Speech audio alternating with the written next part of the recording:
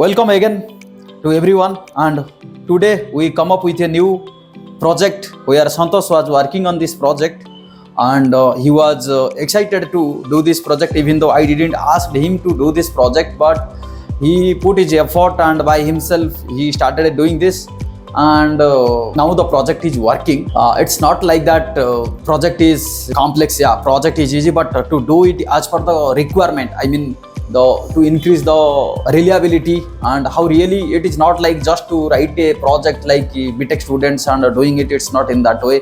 It is developed in such a way that it can be used in the commercial system, where any kind of products, let's say you wanted this feature to be integrated, and you can do it with this program. This program is really implemented in such a way that it will work with the environment where really it should work in our real-time projects. So yeah, the main function of this project name is Santosh. Could you please tell me the project, what it is really?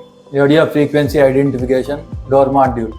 That means you are saying this is a RFID-based door control module. Yeah. This is one kind of application of this RFID module, but it is not like that we will be only using for this purpose. It's up to you, guys, where you are interested and how you can designing any machine and where you can integrate this RFID module so that it will be helping you. It is not only for the door control module, it can be using in any other systems wherever it is preferable. So Santosh, so how you made this project? RFID door modules. Yes, so I mean you are using here Arduino UNO R3 revision, right? Yes, I mean sir. you are not using the R4 version because it was simple, so it is very easy, so we didn't use any latest I mean the complex version of the Arduino UNO only we have used it here. And he has used the one of the RFID module. As you know, the function of the RFID module is to access or enable or disable any module as per that particular RFID function module frequency range.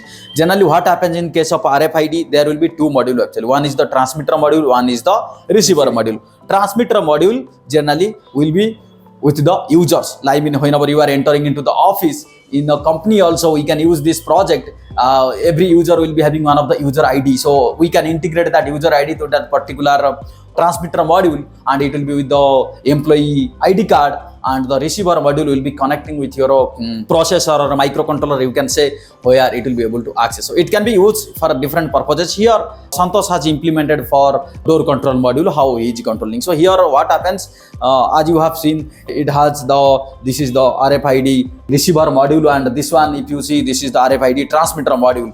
Here we have integrated one of the user ID which we are integrating with this module, and it's working. How it's working? Let's say this is the transmitter RFID module, and this transmitter RFID module, if anytime this is having the magnetic energy, and that by using this magnetic field it will be transmitting that particular user ID to the receiver module. So whenever we do, we have to sync with this. Once at the startup, we have to sync with this transmitter user ID and receiver user ID. Once it is done, you can use this one. So whenever it will come to this receiver, there is a distance. From how much distance it will be working, that is up to you, what kind of a sensor or what kind of module you are purchasing and what is the range of that module. So this is totally depending on you which module you are going to use. So we have used a normal module where it is having very less distance, where it will be detecting. So generally what happens, this is your Arduino board, and this is your RFID receiver module, this is the RFID transmitter module, and this is your buzzer, and this is the servo motor. So what happens, anytime if everything is done successfully and this RFID transmitter module will be coming near to the frequency range of the RFID receiver module, obviously the RFID receiver module will be detecting this user ID. If it is matching, immediately it will be sending a signal to the processor that yes, there is a user or someone is trying to access something. So as per your customer requirement, whatever is your project requirement or customer given you the software requirement specification documents, from there you have to implement how you want to use this access. So once it is ready and your program is running, then that program, whatever you have done here, like how Santosh has done, like he has integrated one interface, one of the buzzer to provide the sound signal to the user or anyone, and also there is a servo motor through which we can open or close the door. So in this way, let us see how he has done. If you go to the Arduino ID, there he has done the programming. If you see the Arduino programming here, by using the Arduino IDE only. So here the program is running continuously. If you have seen also, either door is getting opened or closed, it is, you can see there here in the serial monitor window, it is showing you the prints whenever it is getting opened or locked. So yeah, next come to this project. Let's see how it is really working, and let's try once.